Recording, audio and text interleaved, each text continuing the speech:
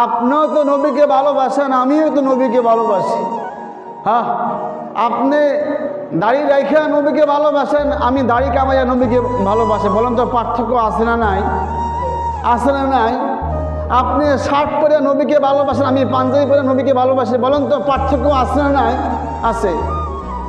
তো আবু বকর রাদিয়াল্লাহু তাআলা আনহুকে রাসূল আকরাম সাল্লাল্লাহু আলাইহি ওয়াসাল্লাম বলছেন যে, আবু বকর তুমি আমার সাথে যাইতে হবে হিজরতে। যেদিন থেকেই রাসূল আকরাম সাল্লাল্লাহু আলাইহি ওয়াসাল্লাম আবু বকরকে এই দায়িত্ব দিচ্ছেন, ওদিন থেকেই আবু বকর দরজার সাথে এইভাবে বাস ট্যাক লাগাইয়া দাঁড়াই আছেন, কখন নাকি আমার রসুল আসবে, আমাকে ডাক দিবে, আমি বাস দরজাটা খুলে দিব। সেদিন থেকে আর ঘুমাই নাই।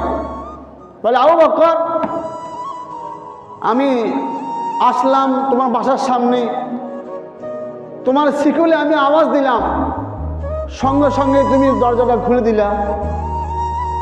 আমি তোমাকে তো বহুত আগে বলছিলাম যে, আবু বকর তুমি আমার সাথে যাবে হিজরতের মধ্যে, কি করলাম? তো আবু বকর বলতেছে যে, আল্লাহ রসুল যেদিন থেকেই আপনি আমাকে দায়িত্ব দিচ্ছেন যে আবু বকর তুমি আমার সাথে যাবে হিজরতের মধ্যে, ওই দিন থেকে আমি আর ঘুমাই নাই। আমি দাঁড়াইয়াছিলাম, কখন নাকি আপনি আসেন আর আমাকে ডাক দিবেন। আপনি এসে দাঁড়ায় থাকবেন আর আমি শুয়ে থাকবো, আমি পারবো না। আমি সেদিন থেকে দায়িত্ব পালন করতেছি। নবীকে তো তারাও ভালোবাসছিল, আর আমি ভালোবাসি, আপনি ভালোবাসেন। আবু বকর ভালোবাসছিল, উমরও ভালোবাসছিল। উমর বলছিল যে, আল্লাহ রাসূল আমি আপনাকে অনেক ভালোবাসি। যে হয় নাই, তোমার হয় নাই। বলছে যে, আল্লাহ রাসূল আমি দুনিয়ার মধ্যে যা আছে আমার জানের চাইতো আমি আপনাকে ভালোবাসি।